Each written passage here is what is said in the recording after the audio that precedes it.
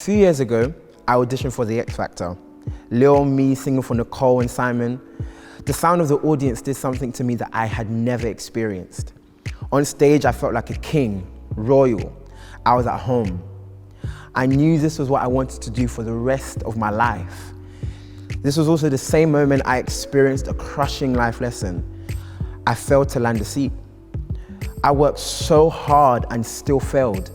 On national TV in front of millions, I failed, my big first failure. Since then, I have had some success, many bumps in the road, a rule of life which I learned. Here to talk about life lessons and to perform alongside me, Sidiq.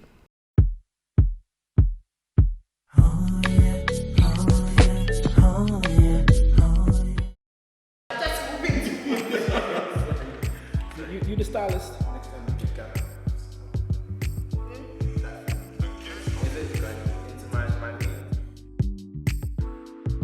Have you struggled to embrace your uniqueness or find your uniqueness? I think I've really struggled to be unique and follow my own script given by me. I never found it hard to follow through with my uniqueness until maybe I think when I started really when I started really taking music seriously,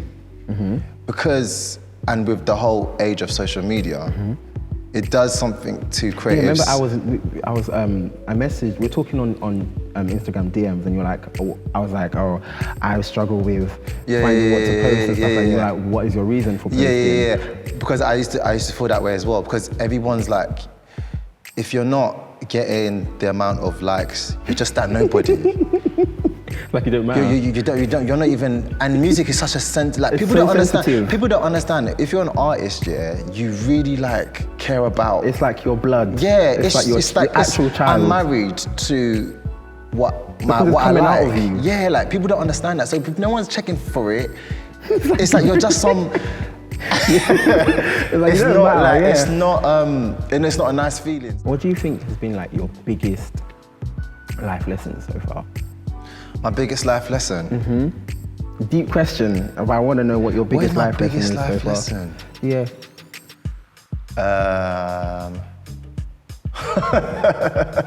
Where do you even start? Yeah, where do I start? Yeah, so many. I think I have a lot. What's the most recent life lesson you've learned then? My most recent? The most recent life lesson.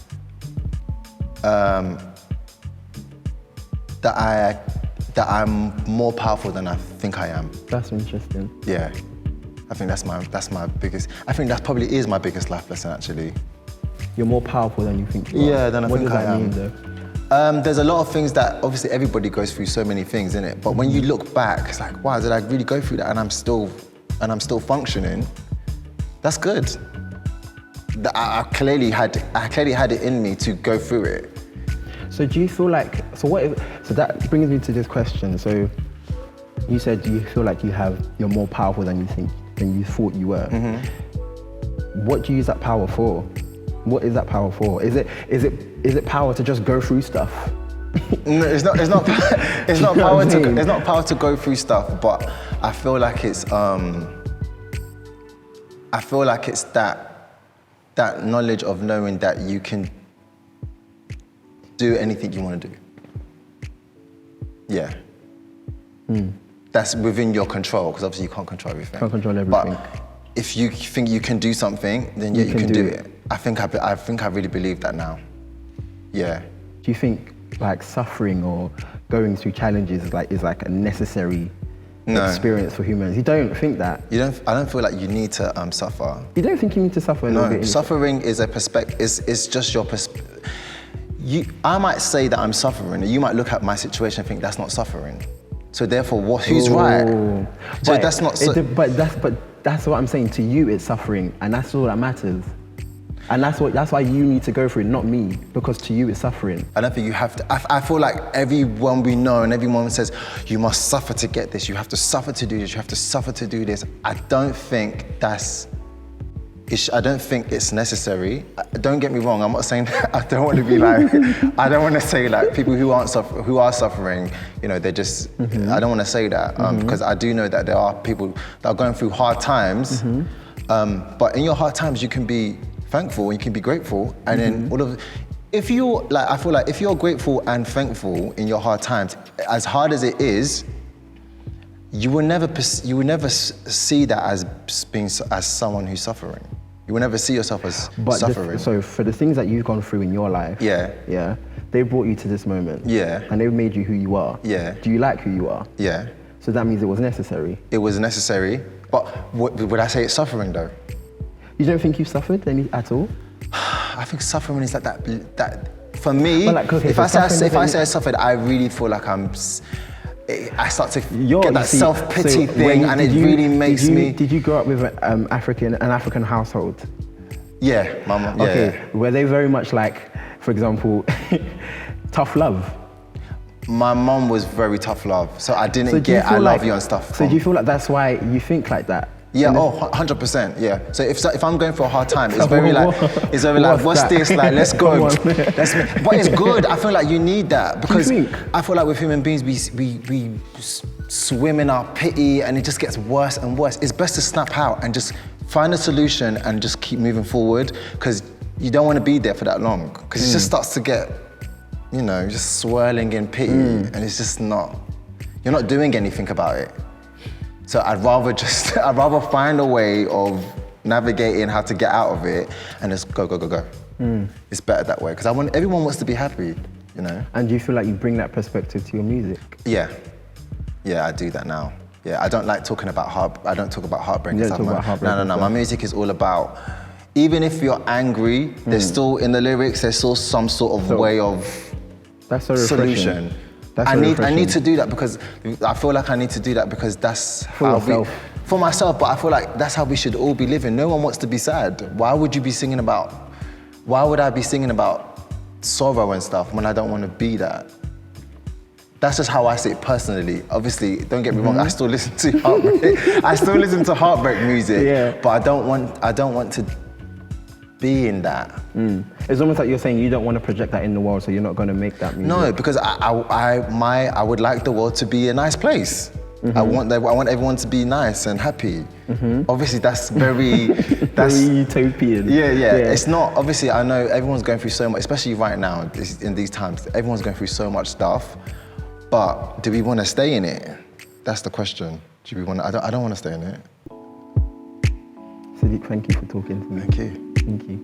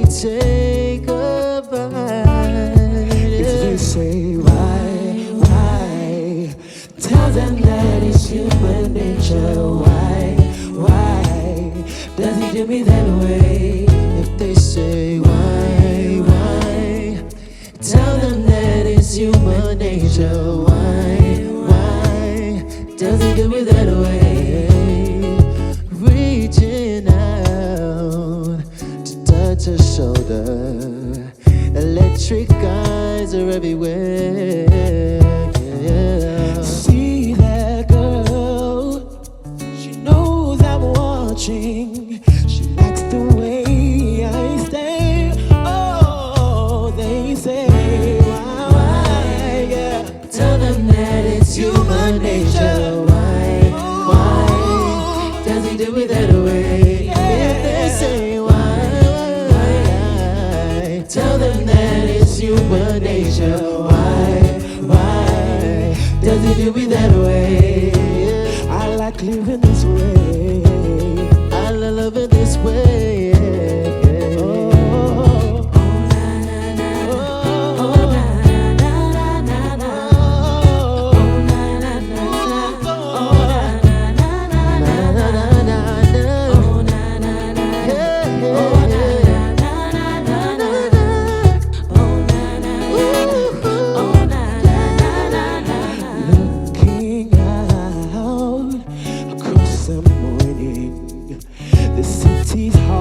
begins to be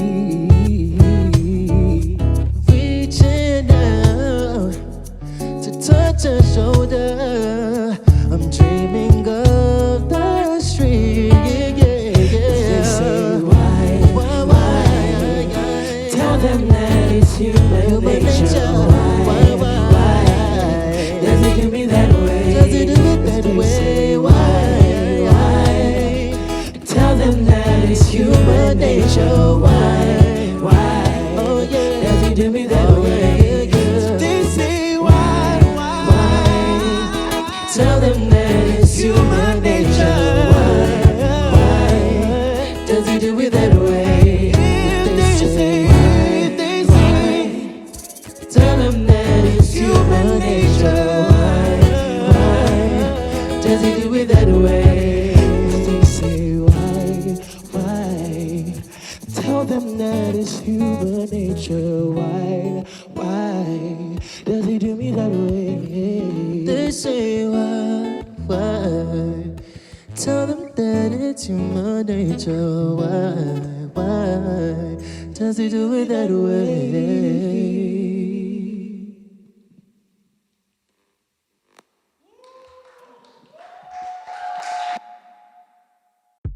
That's a wrap.